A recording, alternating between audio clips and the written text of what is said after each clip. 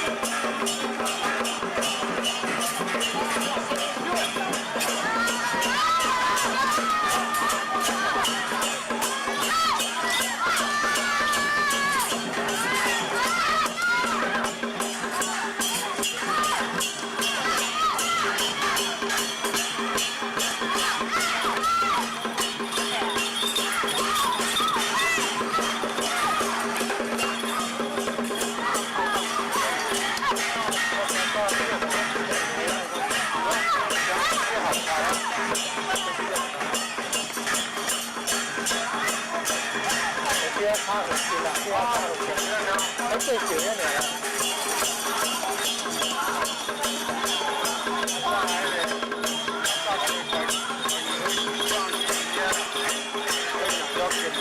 对对对，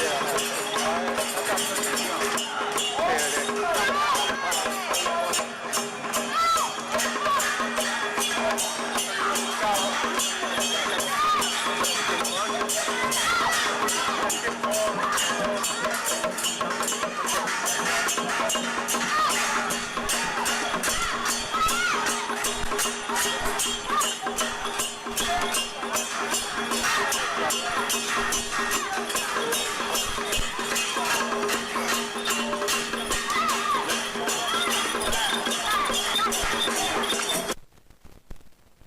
编纂啊。那么6月份我们请到现年已经80岁的黄有兴文献委员，黄有兴。那么各位应该都很熟悉，黄有兴到现在还非常的用功，虽然才80岁了我看他做用功的程度呢，我都觉得很佩服他最近又一系列的公布的书王建川应该很清楚，他在整理日时代的一些资料，还在整理非常的用功，80岁了前文献会的委员那么6月份请到他，那么再来我们7月、8月，因为是暑假的关系呢，我们暂停。那9月、10月、11月，我们会再安排各一场，那总共加起来一共8场的民间信仰的系列的讲座演讲。那第二个主轴就是我们在7月份或者是8月份，在这个暑假当中，我们办了一个系列的民间信仰的研习营那为期3天那到时候我们会公布在网站。那么这个消息，请各位如果有兴趣的，可以这个注意一下我们的网站的消息那这些内容，我们到时候会有一个会建置一个专门的网站专门的网站呢，就是把这些历来每一个月的一个讲座的内容全部上网全部把这些内容呢上网那各位如果有兴趣浏览去探讨这些内容的可以上网查，甚至可以上网做讨论上网做讨论那至于暑假的这个民间信仰的研习营我们地点依然是在我们学校举行那时间目前都因为还没有完全的一个确立大致上会安排在这个7月底、8月初这段时间，但是还没有确定那么请各位也注意一下这样的消息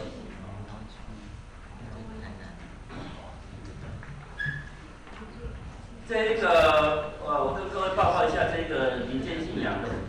这个教育部所委办的这个系列的游览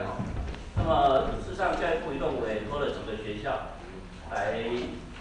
做这个台湾相关文化的这个研究其中中央大学它是补助做客家，所以中央大学他们也有一些经费，今年是做客家研究的。那么成大他们是做台湾文学台湾文学那并不是它不是指定的，它是由各个学校写计划去申请。那我们所里面很侥幸，我想我们要做客家研究可能比不上中央，我们要做台湾史研究，台湾史的师资就只有一个，比不上师大那这个师大他们做台湾史研究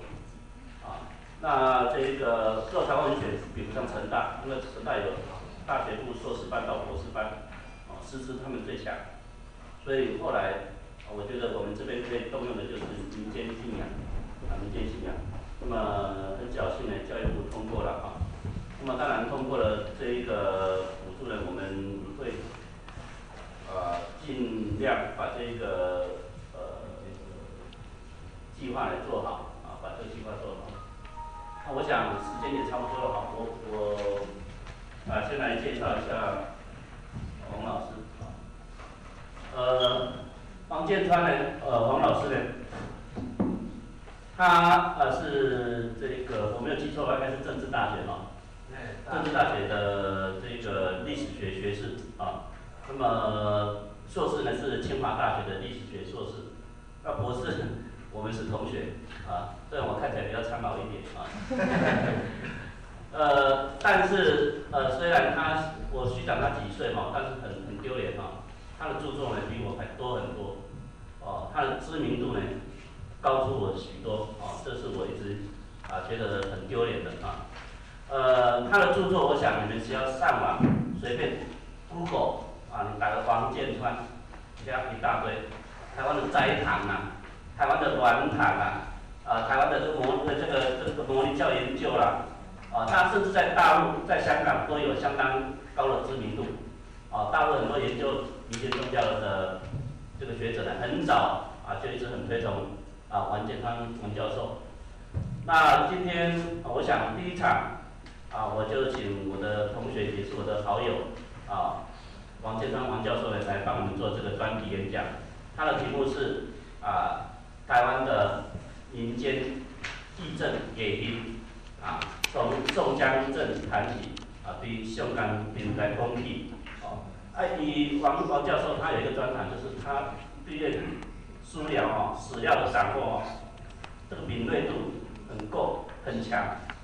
所以我们所里面有2个被他指导的这个学生，我看他这个学习这个报告特别是高一3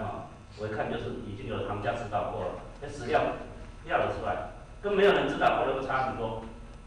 那底下我废话不说，我们就直接请王教授来帮我们做演讲，谢谢。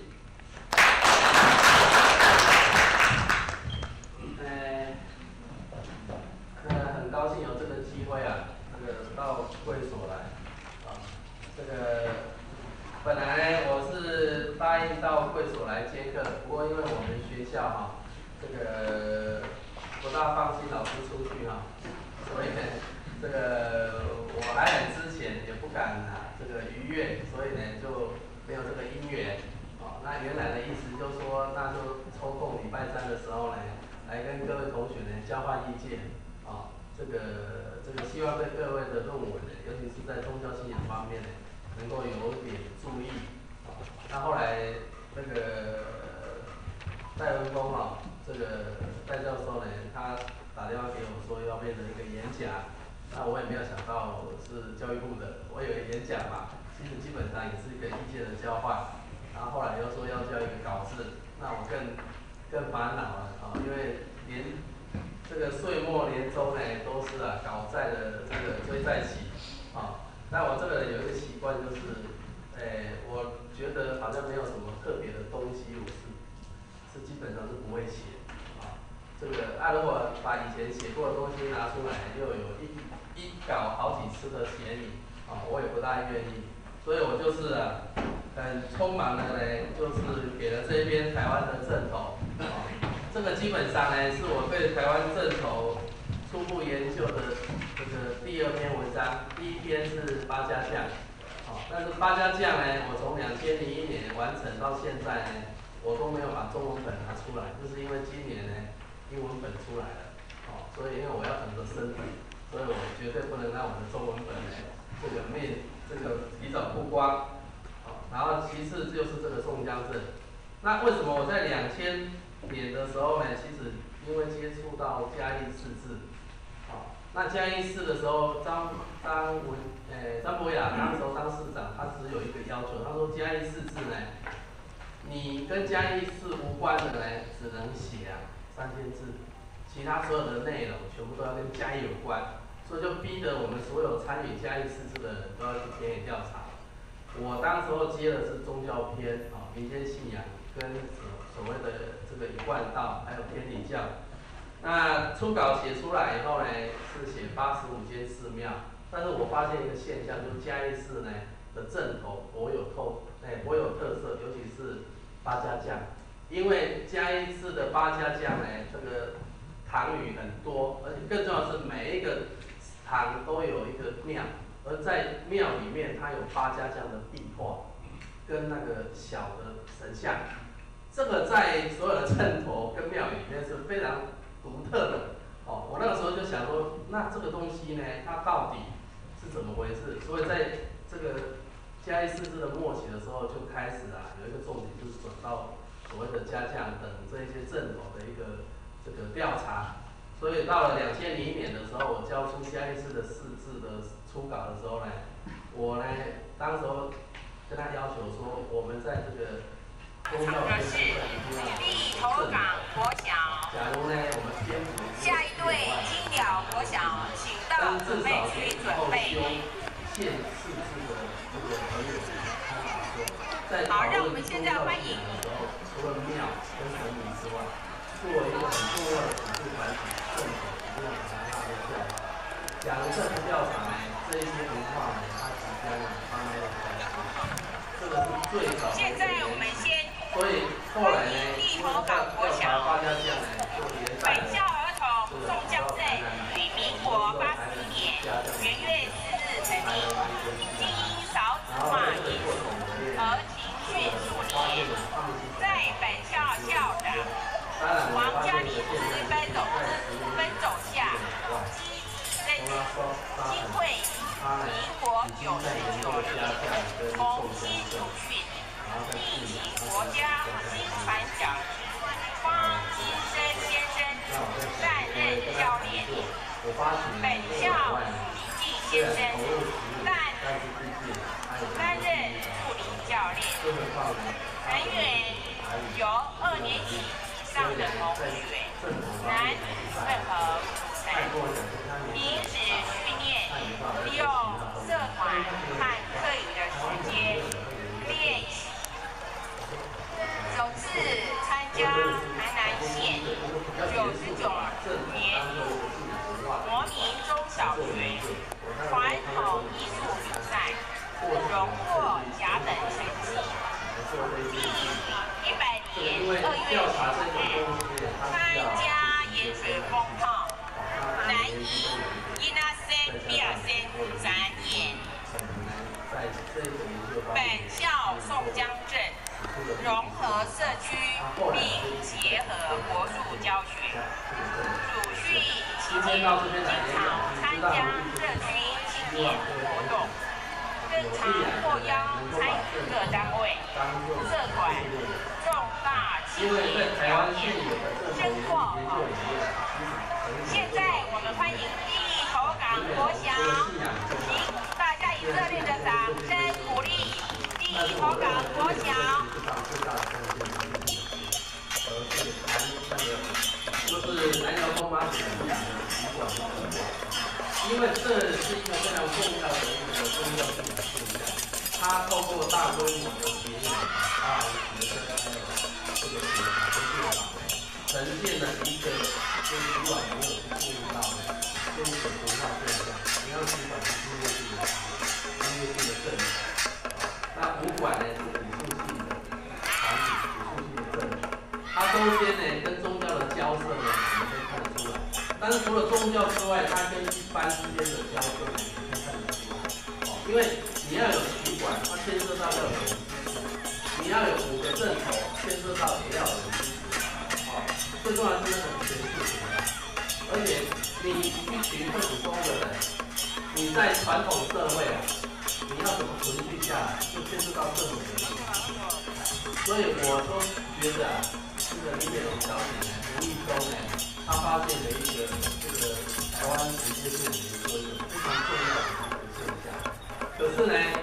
她的兴趣就是中部，所以她这样去。可是我们从开发者的角度来看，是南部先嘛，对不对？那你中部还留那么多，那南部呢？对不对？而且从现有的他的研究里面啊，他的调查资料里面，我们会发现啊，这个中部彰化、台中一带的正统，其实有很多是来自于云嘉南，对不对？那云嘉南的这些正统到底在不在？假如他在的话呢，他可能会带出一些这个很有趣的现象。这个是我最想要这个去从事这个或是鼓吹别人的一个最大的一个原因，就是说，在民间信仰的文化的研究，它其实已经到了某一个程度需要转变。我们不应该要再从寺庙，或是从神明，是从绕境信仰，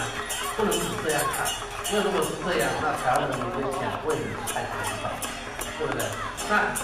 这一些东西，另外有一些，不管你是寺庙庙的绕境或是进香，其实你都可以看到很多的团体，而这一些团体呢，其实啊是推动整个信仰文化的一个核心。但是这些团体怎么组织、怎么运作、怎么存续，还有基于什么这个理由呢？他们愿意这样去投入，我们完全没有任何的答案。那这个就会造成我们对于民间信仰了解的非常片面性。所以我非常的鼓励各位应该是组织这方面的研究，这是我今天来演讲最重要的一个目的。因为这一种东西呢，民间的东西在文化上的记录呢，在文献上的记录呢是比较少的，所以它有相当大的责任性需要田野调查。而这个田野调查跟一般的历史性的采风式的不一样，它需要去蹲点，然后呢要花很大的功夫呢去做一个比较全面性的，那这个没有做是跟博士生做不到。像我们不可能离家做一个礼拜的朋友，回去呢那个门都换锁了，就被驱逐出境了。那我个人的做研究的态度也是一样，就是说学术呢对我们很重要，但是它不是我们的全部。既然我们已经结婚了，我们有必要对家庭有责任。可是各位大部分都还没结婚或是呢已经小孩子稍微大一点呢，可以有比较多的时间呢去做实验的时候，我是诚恳的希望各位在这方面多多着力，尤其是台南大学的台湾文化研究所，它的地缘性大部分都是南部的同学比较多，在这个地缘方面呢，你有你的人脉，在田野上相对的比较容易一点，也比较资源多一点。那我相信这个领域只要投入也就会开出台湾史民间信仰的几朵金花。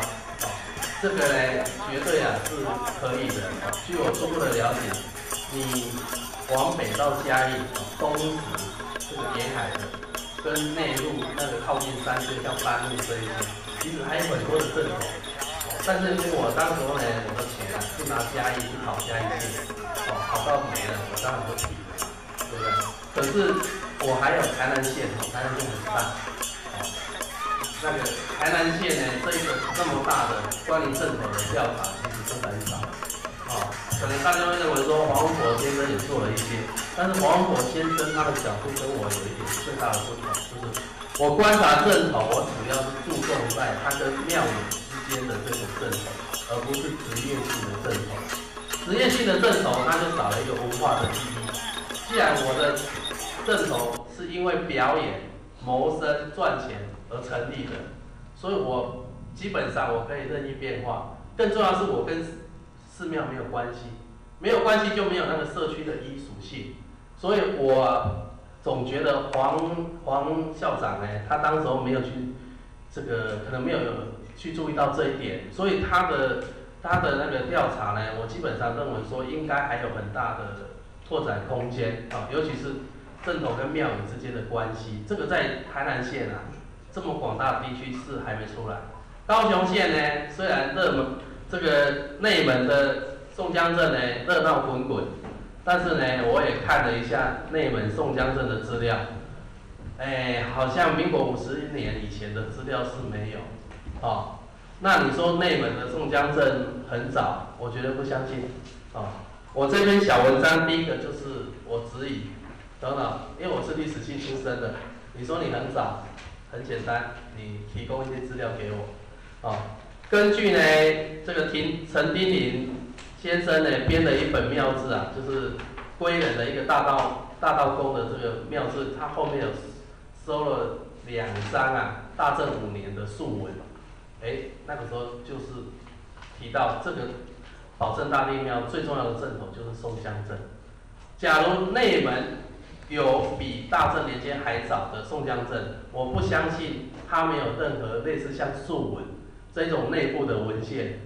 一定会有只是说他没有人去把它做一个探寻那这个是我在这边演讲呢，要借由宋江镇这个例子谈到的第二点，就是我认为台湾的镇头研究应该要跨越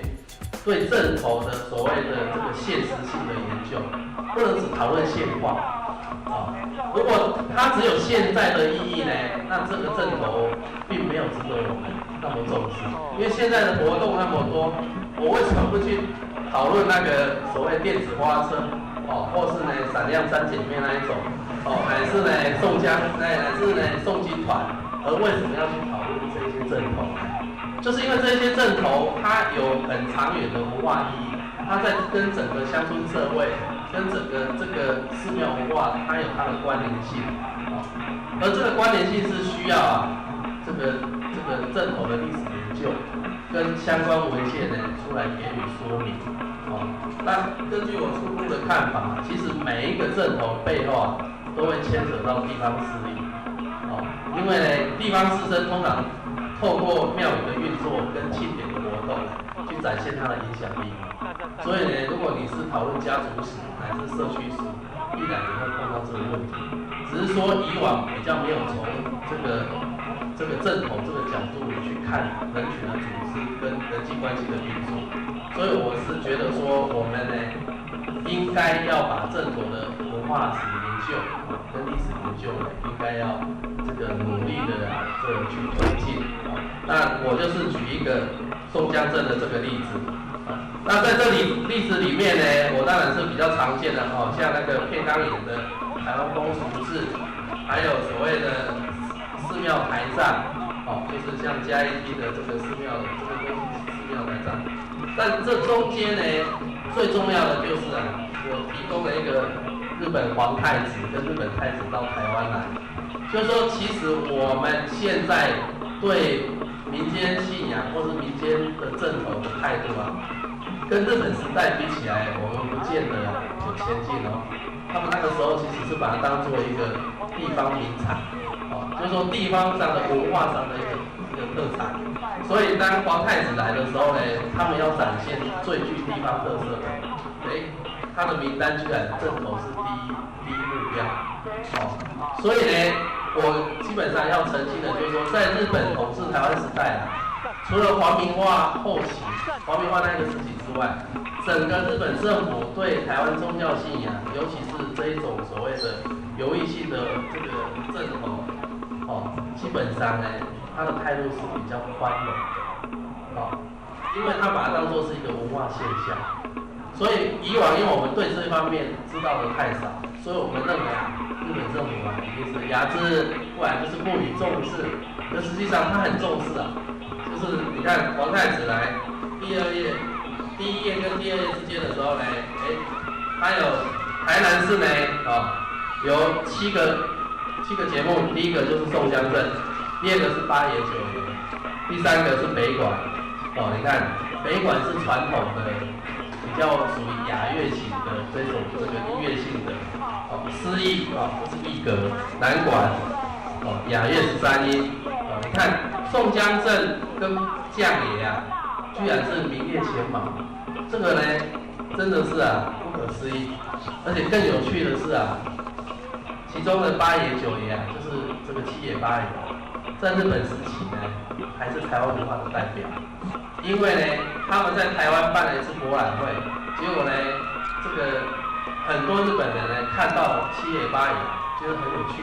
后来呢觉得这两个呢可以代表台湾文化，把他送到日本去参加那个整个日本的博览会，然后呢后来又觉得不错呢，朝鲜博览会的时候呢就把它两个做，所以我下一篇文章是要写七爷八爷游海外，主要就是讲这个故事，就是说你看日据时期他对台湾文化的认知跟我们它是有很大的差异，而那个时候呢这一些所谓的正头，它是得到一个充分的发展的空间。那既然它是被允许的一个发展的一个团体，所以当时候的记录绝对不会少。少的是什么？因为我们没有去找。东西在那边，我们没去找，就认为没有。这个这一次呢，你们也很幸运因为我那个时候跟我两个学生讲说，如果我有在这边开课选我的学生呢，第一件工作就是要去找报纸，去找《日日新报》，找这个《台南新报》，为什么？就是要让大家去尝一尝，就是说从已经记录以往的事情里面啊，你可以知道很多东西啊，然后呢可以展现的很多东西是超乎我们被灌输的这种概念啊。它报纸是你跟过去最好的一个媒介啊，而且呢会培养你的耐性啊，做田野要耐心，找资料要耐心，没有耐性呢，做学问呢很不容易啊。这个我认为研究生这一方面可能也需要加一点这个培养。然后呢，我这文章里面提的第4个这个问题就是宋江镇它跟地方庙宇的关系啊。我们一般认为说这个镇头啊，像我的话就会认为说，这个镇头呢，我会注意它跟庙宇到底是附属，还是呢就是所谓的合作。附属就是庙宇提供一个场地让它放它相关的设备，然后呢提供经费，这2个是一个前提。假如没有提供经费的话呢，那2个之间的附属关系就没有。可是呢，镇头一个最大的致命伤就是，不管是八家将、宋江镇，他人数都很多。虽然他们不拿薪水，但是这一些人员的来来去去啊，花很大的钱。那跟庙宇有关的镇头呢，他在外面的活动呢是不收钱的。你不收钱，只花钱，那你来发薪，难道还叫你花钱吗？天底下有这种人吗？对不对？如果有的话，也不会太多。所以金钱的一个供给呢，就变成它跟庙宇之间关系的一个很重要的一个切入点。那我是看到的是这个台南州慈庙明鉴里面是有提供一些不同的讯息，就是说，其实有一些庙宇它真的自己成立自己的一个神明会，真的成立自己的一个这个游艺的一个团体。那他们就举了新宇、太子宫的2个宋江镇的这个会，那这个宋江镇的会呢，告诉我们说，其实它有一个另外一个形态，就是它是用神明会的名义呢在存在。那神明会就有账册，神明会就有会员，因为神明会就要吃会嘛，就分财产嘛。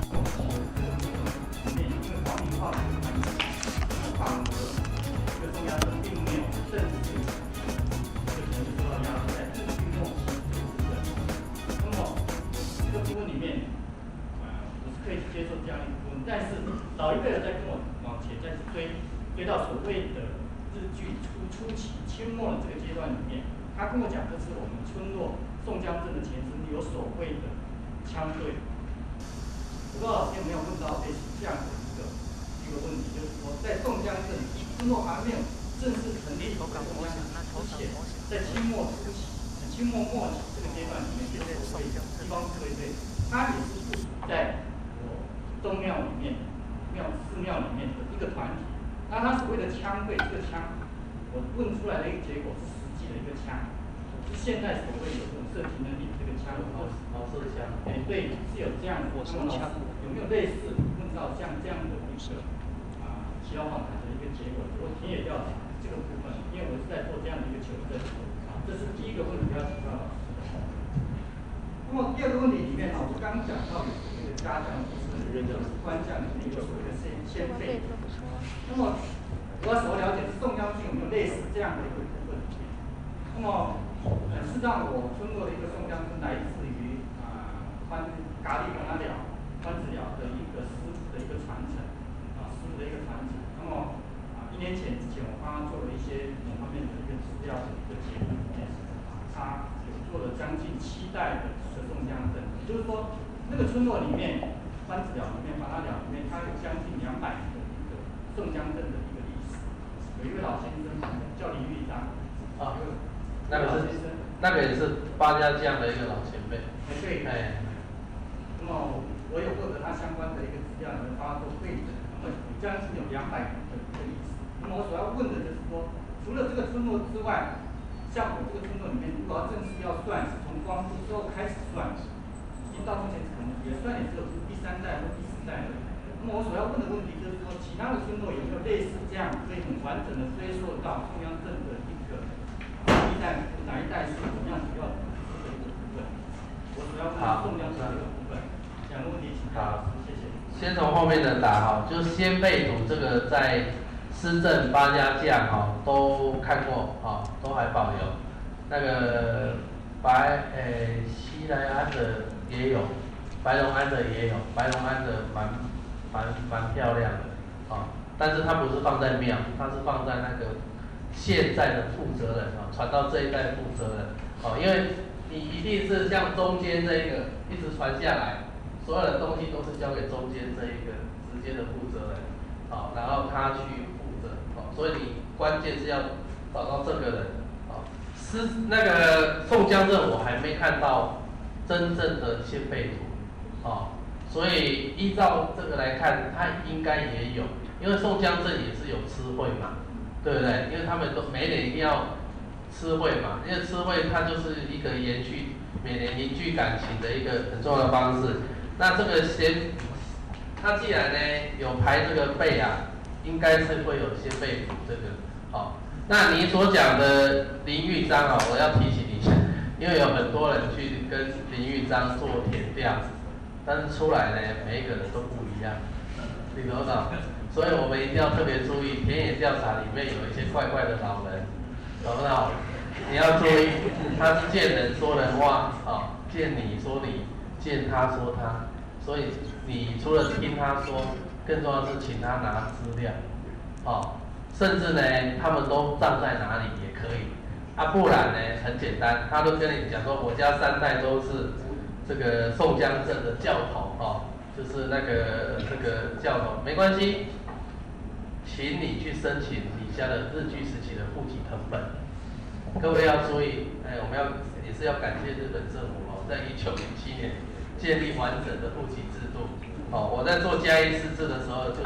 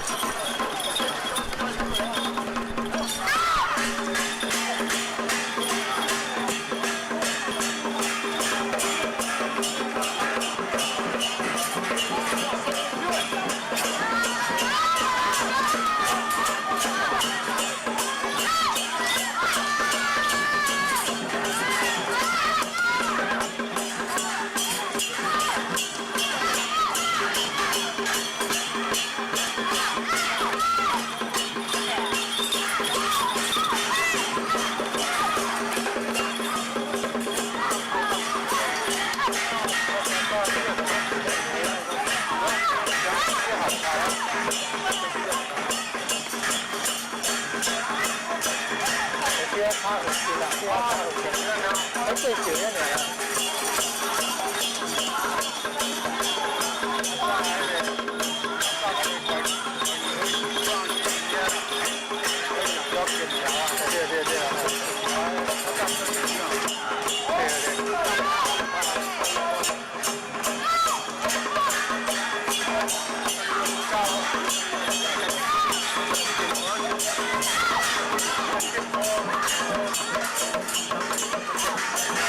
Thank you.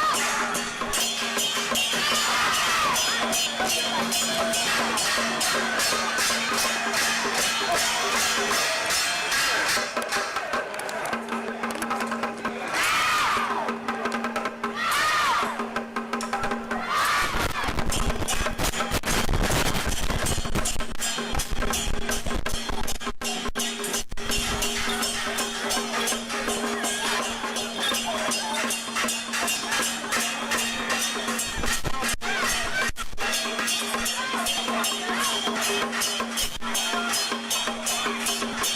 bỏ lỡ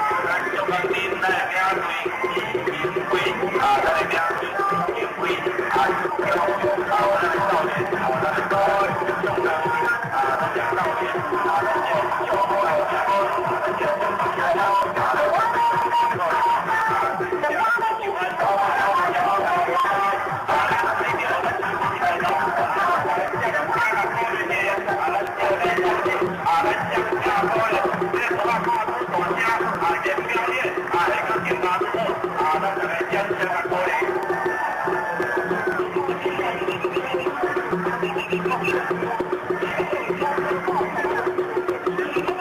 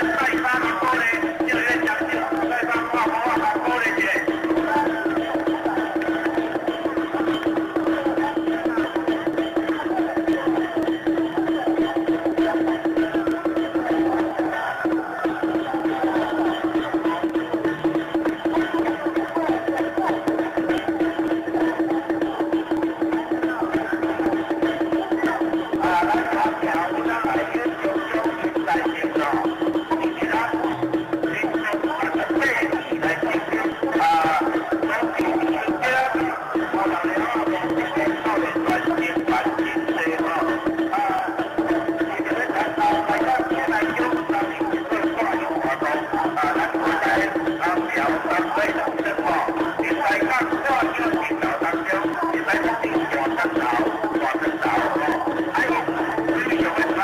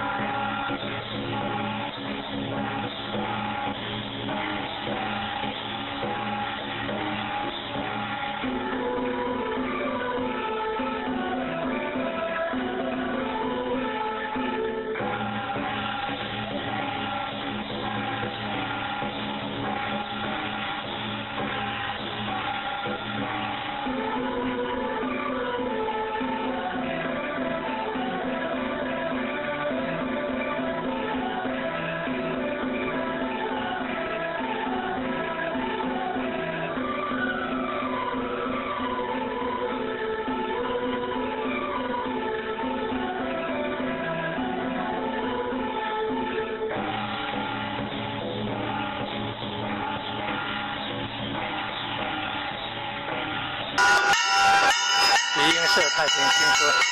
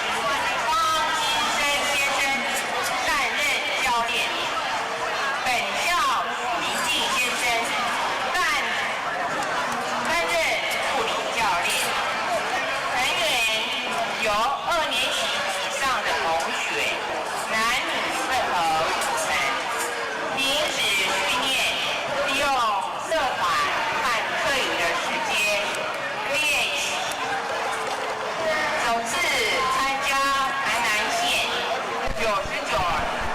度模拟中小学传统艺术比赛荣获甲等成绩。第100年2月15日参加盐水风炮，男以1升2升展演。本校宋江镇融合社区并结合国术教学，鲁迅期间经常参加社区庆典活动，更常获邀参与各单位、社团重大庆典表演，深获好评。现在我们欢迎第一口港国小，请大家以热烈的掌声鼓励第一口港国小。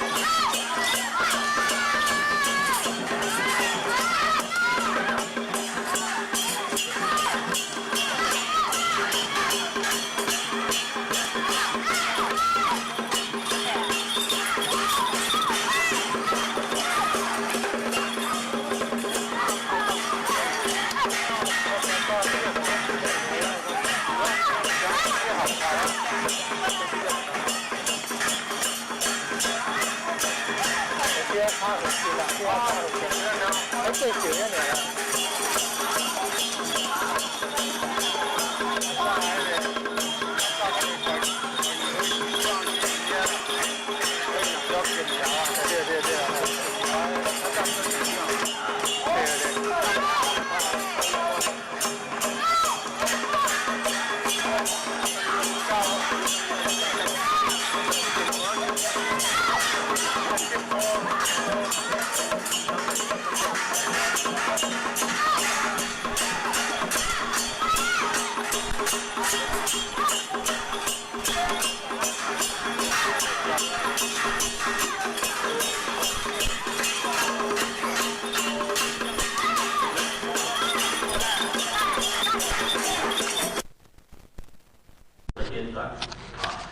那么6月份我们请到现年已经80岁的黄有兴文献委员，黄有兴。那么各位应该都很熟悉，黄有兴到现在还非常的用功，虽然才80岁了我看他做用功的程度呢，我都觉得很佩服他最近又一系列的这个本古的书王建川应该很清楚，他在整理日据时代的一些资料，还在整理非常的用功，80岁了前文献会的委员那么6月份请到他，那么再来我们7月、8月，因为是暑假的关系呢，我们暂停。那9月、10月、11月，我们会再安排各一场，那总共加起来一共8场的民间信仰的系列的讲座演讲。那第二个主轴就是我们在7月份或者是8月份，在这个暑假当中，我们办了一个系列的民间信仰的研习营为期3天那到时候我们会公布在网站。那么这个消息，请各位如果有兴趣的，可以这个注意一下我们的网站的消息那这些内容，我们到时候会有一个会建置一个专门的网站专门的网站呢，就是把这些历来每一个月的一个讲座的内容全部上网全部把这些内容呢上网那各位如果有兴趣浏览去探讨这些内容的可以上网查，甚至可以上网做讨论上网做讨论那至于暑假的这个民间信仰的研习营我们地点依然是在我们学校举行那时间目前都因为还没有完全的一个确立大致上会安排在这个7月底、8月这段时间，但是还没有确定那么请各位也注意一下这样的消息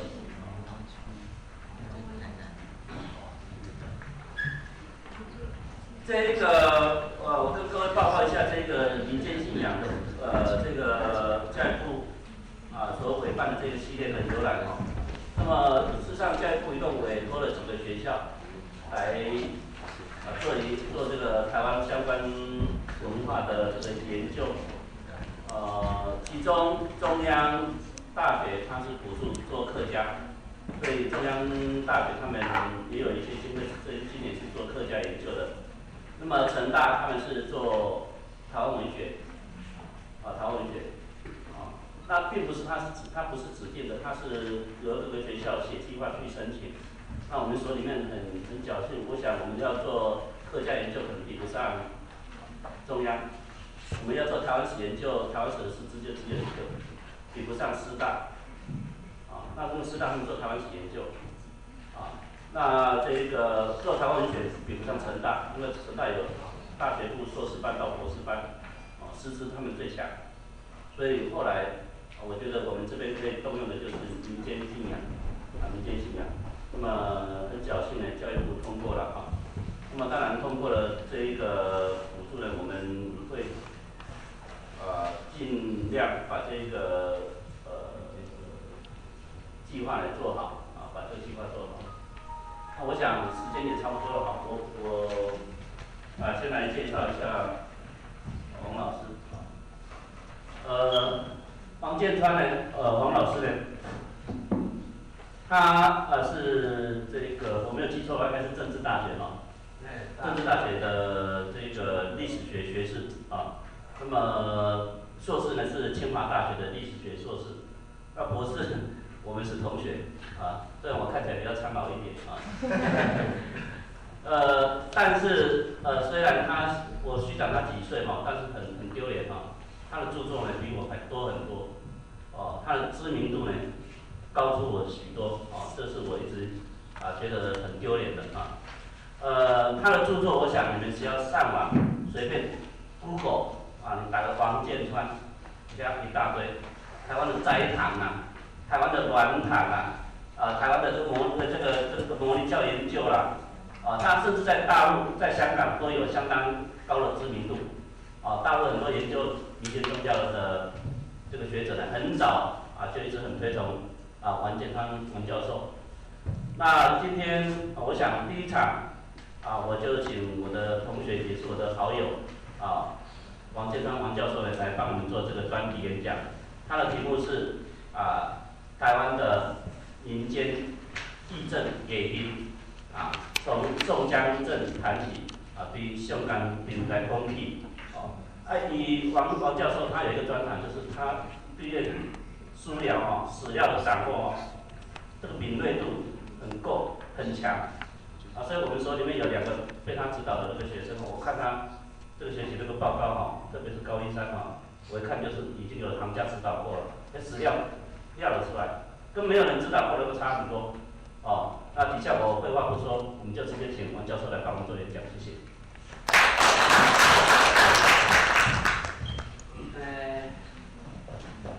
很高兴有这个机会到会所来这个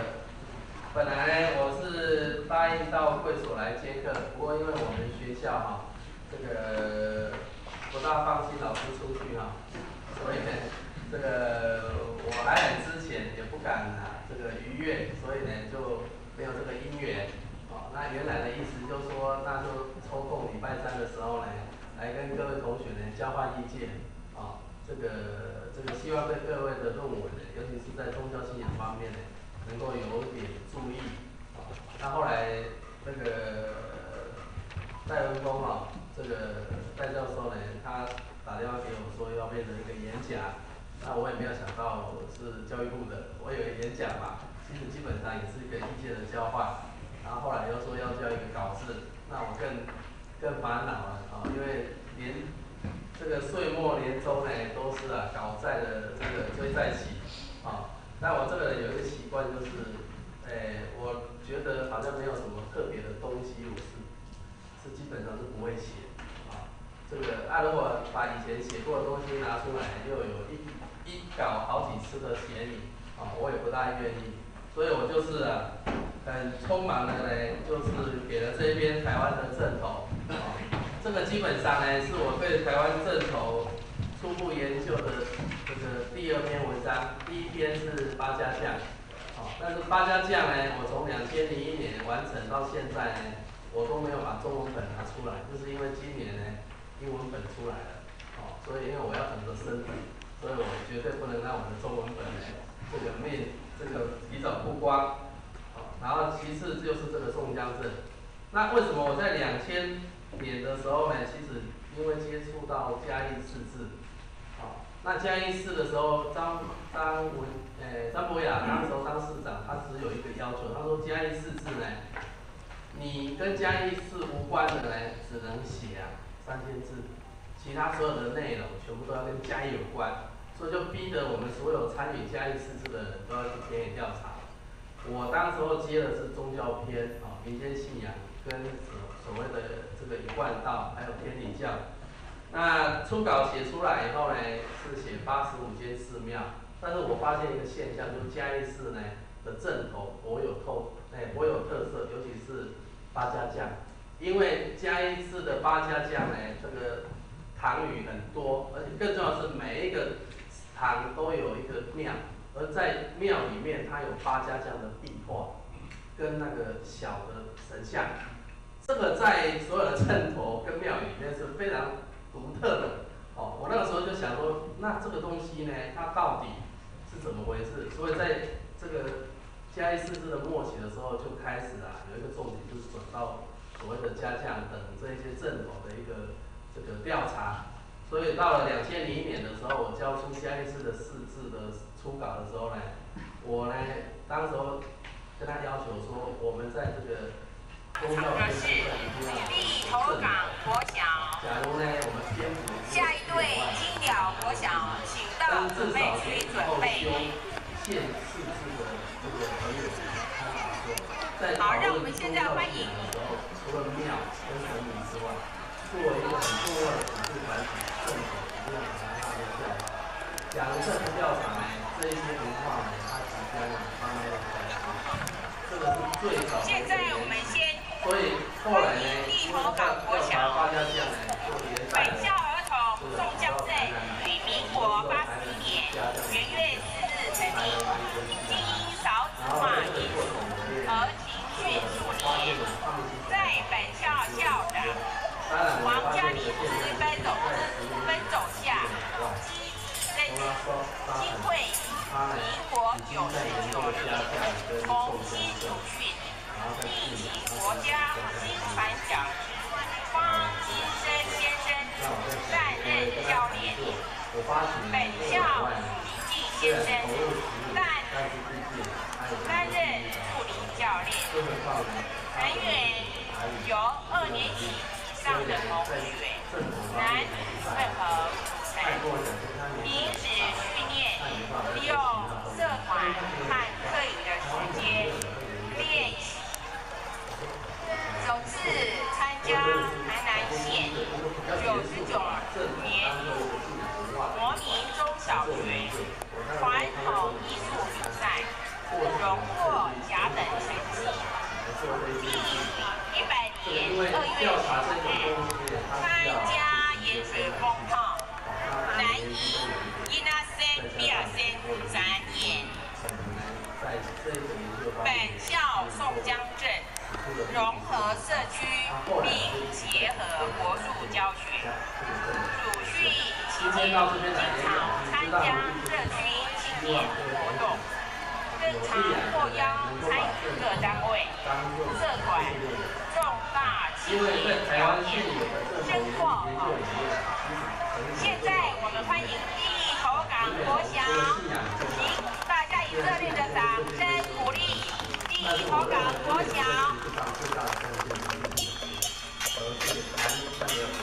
就是南寮东妈祖讲的习惯，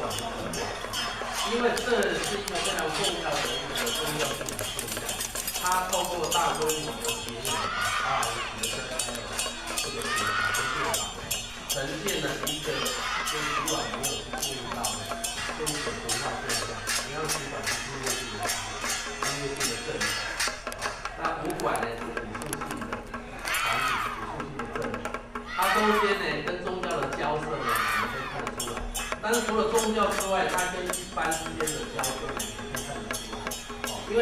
你要有曲管，它牵涉到要有人支持；你要有5个正头，牵涉到也要有人支持。最重要是那个权势形态。而且你一群会武功的人，你在传统社会你要怎么存续下来，就牵涉到政府的问题。所以我都觉得这个林美荣小姐呢，无意中呢，她发现了一个这个台湾民间信仰的一个非常重要的一个现象。可是呢，她的兴趣就是中部，所以她这样去。可是我们从开发者的角度来看，是南部先嘛，对不对？那你中部还留那么多，那南部呢？对不对？而且从现有的他的研究里面啊，他的调查资料里面，我们会发现啊，这个中部彰化、台中一带的正统，其实有很多是来自于云嘉南，对不对？那云嘉南的这些正统到底在不在？假如他在的话呢，他可能会带出一些这个很有趣的现象。这个是我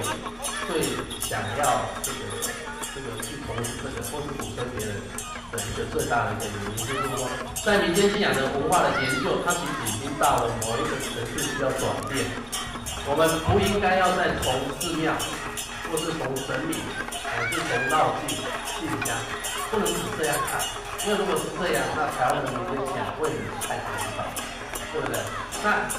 这一些东西另后有一些，不管你是寺庙的绕境或是进香，其实你都可以看到很多的团体。而这一些团体呢，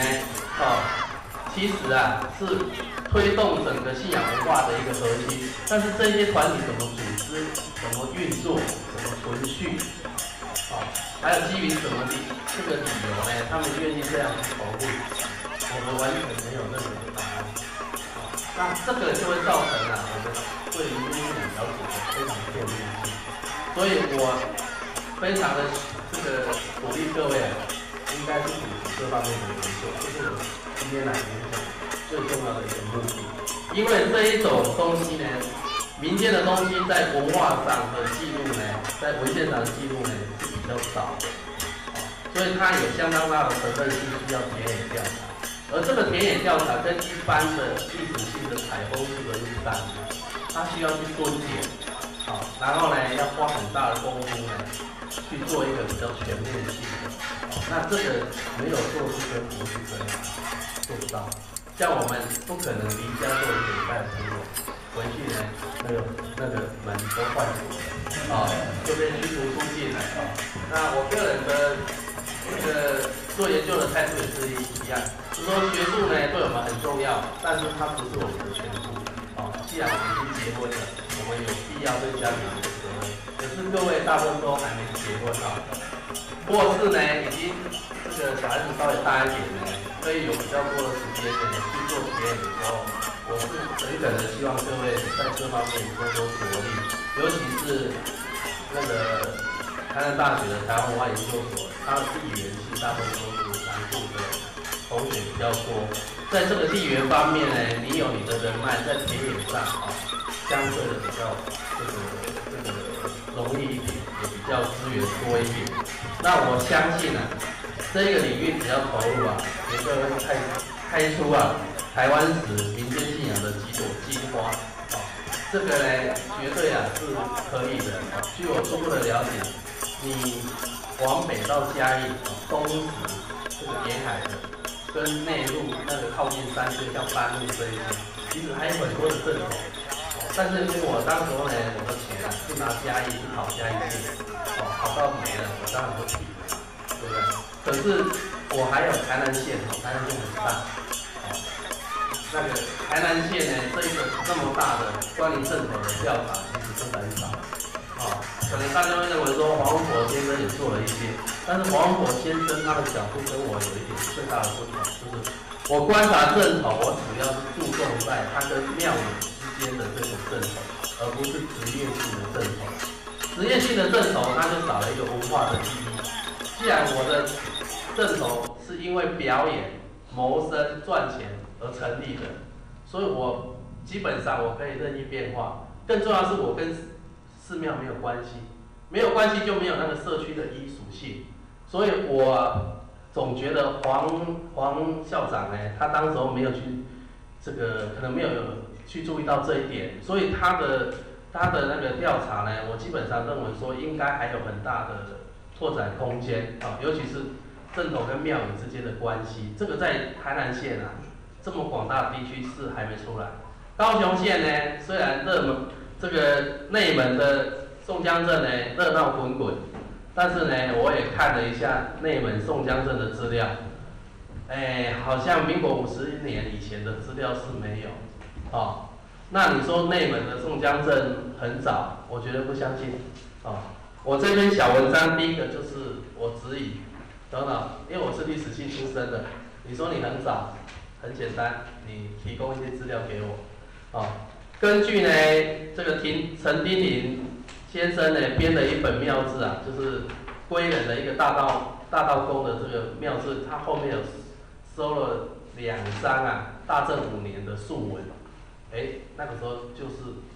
提到这个保正大帝庙最重要的镇头就是宋江镇。假如内门有比大正年间还早的宋江镇，我不相信它没有任何类似像述文这种内部的文献，一定会有只是说它没有人去把它做一个探寻那这个是我在这边演讲呢，要借由宋江镇这个例子谈到的第二点，就是我认为台湾的阵头研究应该要跨越对阵头的所谓的这个现实性的研究，不能只讨论现况。如果它只有现在的意义呢，那这个阵头并没有值得我们那么重视。因为现在的活动那么多，我为什么不去讨论那个所谓电子花车或是呢闪亮三姐妹那一种乃是呢宋江，乃是呢宋军团，而为什么要去讨论这些阵头呢？就是因为这些阵头它有很长远的文化意义，它在跟整个乡村社会。跟整个这个寺庙文化，它有它的关联性，而这个关联性是需要这个阵头的历史研究跟相关文献呢出来给予说明，那根据我初步的看法，其实每一个阵头背后都会牵扯到地方势力，因为呢地方士绅通常透过庙宇的运作跟庆典的活动去展现它的影响力。所以呢，如果你是讨论家族史乃至社区史，必然也会碰到这个问题。只是说以往比较没有从这个阵头这个角度去看人群的组织跟人际关系的运作，所以我是觉得说我们呢应该要把阵头的文化史研究跟历史研究呢，应该要这个努力的去推进。那我就是举一个宋江镇的这个例子。那在这里例子里面呢，我当然是比较常见的像那个片冈演的台湾风俗志，还有所谓的寺庙台账，就是像嘉义厅的这个寺庙台账。但这中间呢，最重要的就是我提供了一个日本皇太子跟日本太子到台湾来，就是说其实我们现在对民间信仰或是民间的阵头的态度跟日本时代比起来，我们不见得有前进他们那个时候其实是把它当做一个地方名产，就是说地方上的文化上的一个特产。所以当皇太子来的时候呢，他们要展现最具地方特色的，他的名单居然阵头是第一目标。所以呢，我基本上要澄清的就是说，在日本统治台湾时代除了皇民化后期，皇民化那个时期之外，整个日本政府对台湾宗教信仰，尤其是这一种所谓的游艺性的这个阵头，基本上呢，他的态度是比较宽容的，因为他把它当作是一个文化现象。所以以往因为我们对这一方面知道的太少，所以我们认为日本政府一定是压制，不然就是不予重视。可实际上他很重视就是你看皇太子来第一页跟第二页之间的时候呢，他有台南市呢有七个节目，第一个就是宋江镇，第二个是八爷九爷，第三个是北管。你看北管是传统的比较属于雅乐型的这个音乐性的诗意不是一格，南管雅乐13音。你看宋江镇跟将爷居然是名列前茅，这个呢真的是不可思议。而且更有趣的是其中的八爷九爷就是这个七爷八爷，在日本时期呢还是台湾文化的代表。因为呢他们在台湾办了一次博览会，结果呢这个很多日本人呢看到七爷八爷觉得很有趣，后来呢觉得这两个呢可以代表台湾文化，把他送到日本去参加那个整个日本的博览会，然后呢后来又觉得不错呢，朝鲜博览会的时候呢就把它两个出。所以我下一篇文章是要写七爷八爷游海外，主要就是讲这个故事，就是说你看日据时期他对台湾文化的认知跟我们它是有很大的差异，而那个时候呢这一些所谓的阵头，它是得到一个充分的发展的空间。那既然它是被允许的一个发展的一个团体，所以当时候的记录绝对不会少。少的是什么？因为我们没有去找。东西在那边，我们没去找，就认为没有。这一次呢，你们也很幸运因为我那个时候跟我两个学生讲说，如果我有在这边开课学我的学生呢，第一件工作就是要去找报纸，去找《日日新报》，找这个《台南新报》，为什么？就是要让大家去尝一尝，就是说从已经记录以往的事情里面啊，你可以知道很多东西啊，然后呢可以展现的很多东西是超乎我们被灌输的这种概念，报纸是你跟过去最好的一个媒介，而且呢会培养你的耐性，做田野要耐心，找资料要耐心，没有耐性呢，做学问呢很不容易，这个我认为研究生这一方面可能也需要加一点这个培养。然后呢，我这个文章里面提的第4个这个问题就是宋江镇它跟地方庙宇的关系。我们一般认为说这个镇头啊，像我的话就会认为说，这个镇头呢，我会注意它跟庙宇到底是附属，还是呢就是所谓的合作。附属就是庙宇提供一个场地让它放它相关的设备，然后呢提供经费，这2个是一个前提。假如没有提供经费的话呢，那2个之间的附属关系就没有。可是呢，镇头一个最大的致命伤就是，不管是八家将、宋江镇，他人数都很多。虽然他们不拿薪水，但是这一些人员的来来去去啊，花很大的钱。那跟庙宇有关的镇头呢，他在外面的活动呢是不收钱的。你不收钱，只花钱，那你来发薪，难道还叫你花钱吗？天底下有这种人吗？对不对？如果有的话，也不会太多。所以金钱的一个供给呢，就变成它跟庙宇之间关系的一个很重要的一个切入点。那我是看到的是这个台南州慈庙明线里面是有提供一些不同的讯息，就是说，其实有一些庙宇它真的自己成立自己的一个神明会，真的成立自己的一个这个游艺的一个团体。那他们就举了新义太子宫的2个宋江镇的这个会，那这个宋江镇的会呢，告诉我们说，其实它有一个另外一个形态，就是它是用神明会的名义呢在存在。那神明会就有账册，神明会就有会员，因为神明会就要吃会嘛，就分财产嘛。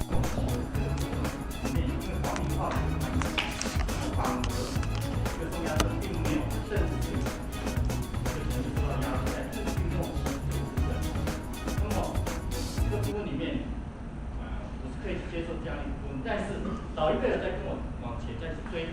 到所谓的日据初期清末的这个阶段里面，他跟我讲，这是我们村落宋江镇的前身有所谓的枪队。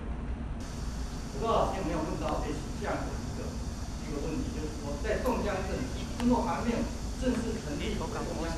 前，在清末初期、清末末期这个阶段里面，有所谓的地方自卫队，它也是部署在宗庙里面、寺庙里面的一个团体。那它所谓的枪队，这个枪，我问出来的一个结果是实际的一个枪，是现在所谓有这种射击能力的这个枪，毛瑟枪。对，是有这样的。火绳枪有没有类似问到像这样的一个祈祷访谈的一个结果？我田野调查这个部分，因为我是在做这样的一个求证，这是第一个问题要请教老师。那么第2个问题里面我刚刚讲到有这个家将官将里面有所谓的先辈。那么我要所了解是宋将军有没有类似这样的一个部分？那么事实上我村落的一个宋将军来自于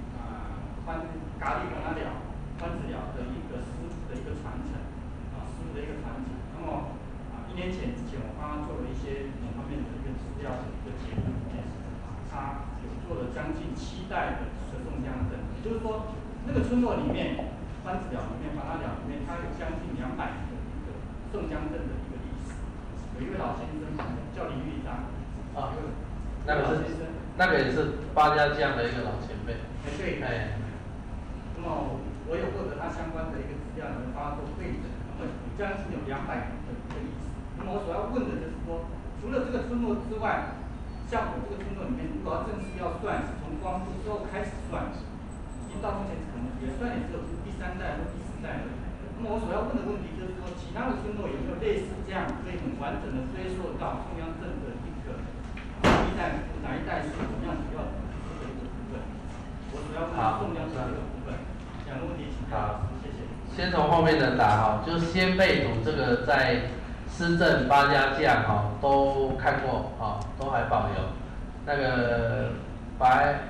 西来安的也有，白龙安的也有，白龙安的蛮漂亮的啊，但是它不是放在庙，它是放在那个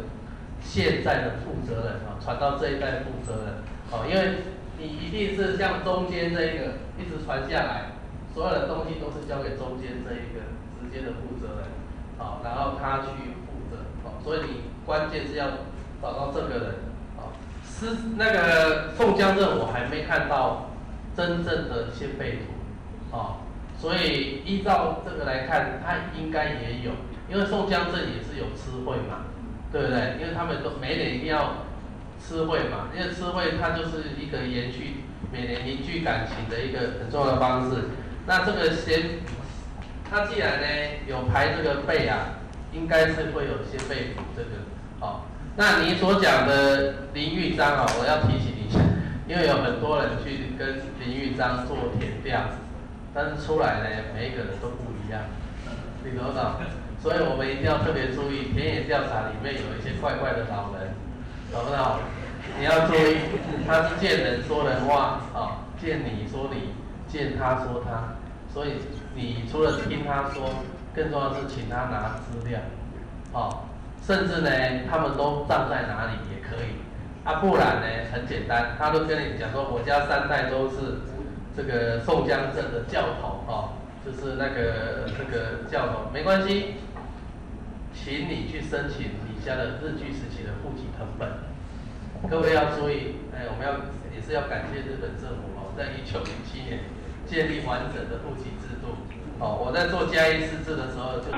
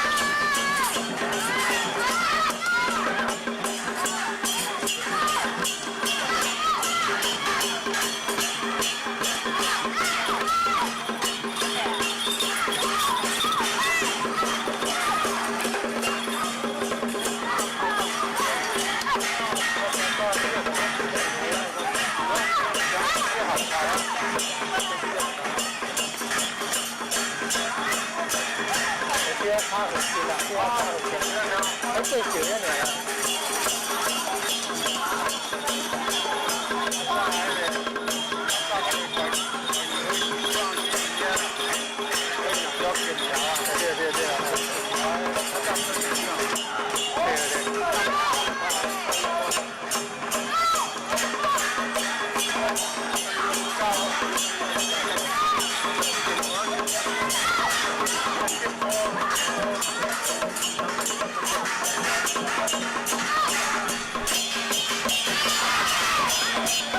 Thank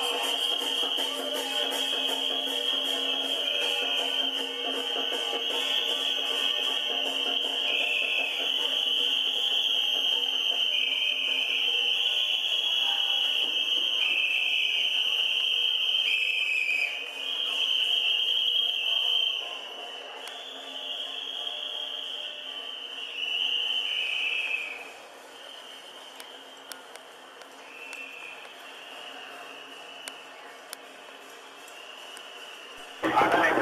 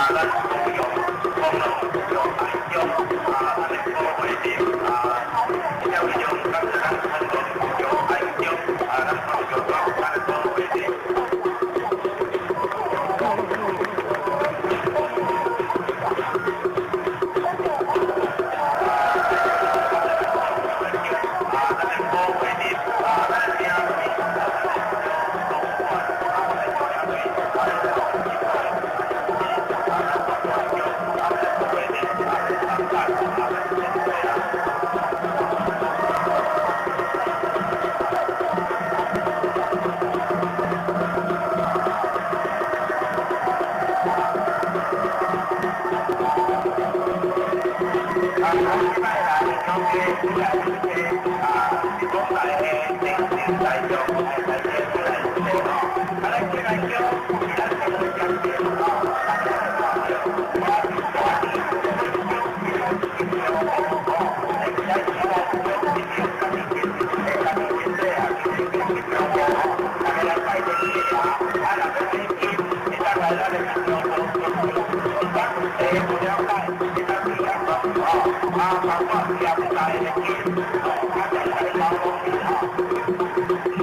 Ghiền Mì Gõ để